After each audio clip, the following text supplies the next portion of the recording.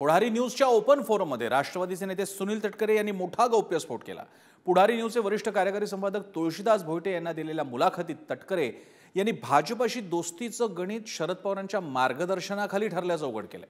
बघूयात या संदर्भातला हा खास रिपोर्ट। पुढारी न्यूजच्या ओपन फोरममध्ये सुनील तटकरेंचे महागौप्यस्फोट। मी दिल्लीमध्ये गेलो, आदरणीय साहेब होते, मी होतो, अमित भाई होते आणि आणखी महत्वाची व्यक्ती होती, त्यांच्याकडे बैठक झाली। 2017-18 सालीच भाजप आणि राष्ट्रवादी युती झाली असती। 2016-17 मध्ये मला सांगण्यामध्ये आलं, मी प्रदेश राष्ट्रवादी काँग्रेस पक्षाचा अध्यक्ष होतो। आदरणीय अजितदादांना सांगण्यात आलं की आपल्याला भारतीय जनता पक्षाबरोबर सरकार बनवायचं आहे। काँग्रेसकडून पवारांच्या अपमानामुळेच अजितदादांचा पहाटेचा शपथविधी।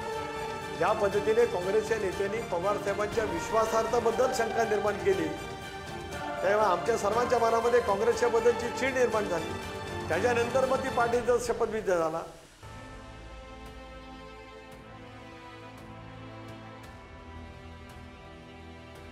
अजित पवारांच्या राष्ट्रवादीचे नेते आणि रायगडचे उमेदवार सुनील तटकरेंनी पुढारी न्यूजच्या ओपन फोरम कार्यक्रमात पहाटेच्या शपथविधीपासून ते राष्ट्रवादीच्या फुटीपर्यंत अनेक गौप्यस्फोट करत शरद पवारांवर निशाणा साधलाय।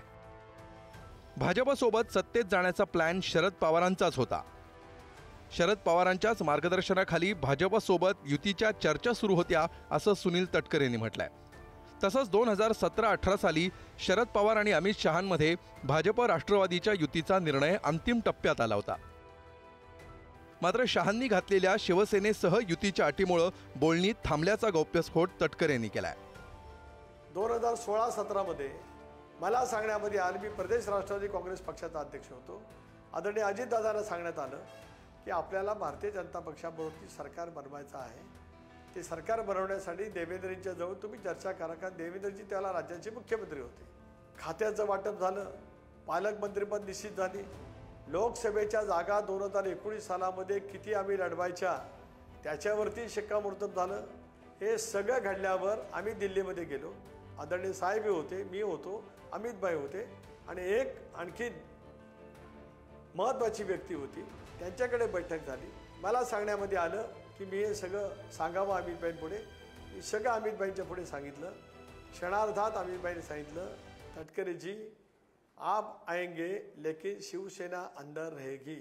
1 महिना दिला त्याच्यावरती आम्ही पुनर्विचार करायला भाजपला। भाजपने स्पष्ट शब्दामध्ये नकार दिला। आम्ही सांगतोय त्या टर्म्सवरती सरकारमध्ये यायचं असेल तर या, नाही तर येऊ नका। पुढे ते मटेरियल झालं नाही। इतकंच नाही तर अजितदादांच्या पहाटेच्या शपथविधीवरूनही सुनील तटकरेंनी नवा खुलासा केलाय। काँग्रेस नेते मल्लिकार्जुन खरगेंनी 2019 साली शरद पवारांचा अपमान केल्यामुळे अजितदादांनी भाजपसोबत जाऊन पहाटेच्या शपथविधीचा निर्णय घेतला असा गौप्यस्फोटही तटकरेंनी केलाय। नेहरू सेंटरच्या बैठकीमध्ये काँग्रेसचे नेते अहमदभाई पटेल, मल्लिकार्जुन खरगे, आदरणीय साहेब उद्धव ठाकरे, शुभा देसाई, आदित्य ठाकरे, संजय राऊत, सुनील तटकरे, प्रफुल्ल पटेल, जयंत पाटील, अजितदादा या सगळ्यांच्या बैठकीमध्ये जे झालं ते अत्यंत सर्वांच्या दृष्टिकोनातून चिंताजनकच होतं। ज्या पद्धतीने काँग्रेसच्या नेत्यांनी पवार साहेबांच्या विश्वासार्हतेबद्दल शंका निर्माण केली, तेव्हा आमच्या सर्वांच्या मनामध्ये काँग्रेसच्या बद्दलची चीड निर्माण झाली, घृणा निर्माण झाली। त्याच्यानंतर मग ती पार्टीचा शपथविधी झाला, सो कॉल पार्टीचा, सकाळी 8 वाजताचा। या गौप्यस्फोटानंतर शरद पवारांच्या राष्ट्रवादीच्या नेत्यांसह मवियाच्या नेत्यांनीही सुनील तटकरेंचा चांगलाच समाचार घेतलाय। तटकरेंचे गौप्यस्फोट म्हणजे उंदराला मांजर साक्ष अशी टीका आव्हाडांनी केली आहे।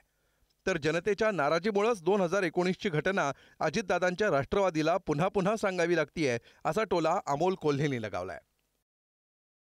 हे जे काही तटकरे साहेब बोलले हे म्हणजे उंदराला मांजर साक्ष वाद अहमद पटेल आणि पवार साहेबांमध्ये झाला होता, हा नाकारता येत नाही। असे कित्येक वाद कित्येक वर्षात जेव्हा आपण कोएलिशन गव्हर्नमेंट बनवायला जातो, गठबंधन सरकार बनवायला जातो, तेव्हा 2 पक्षांमध्ये टोकाचे वाद होते आणि वाद शरद पवारांचा झाला होता ना। पवार साहेबांनी बघितलं असतं ना काय करायचं ते। म्हणजे तुम्हाला उडी मारायचीच होती, फक्त शरद पवारांच्या खांद्यावर हात ठेवले आणि वरती उडी मारली.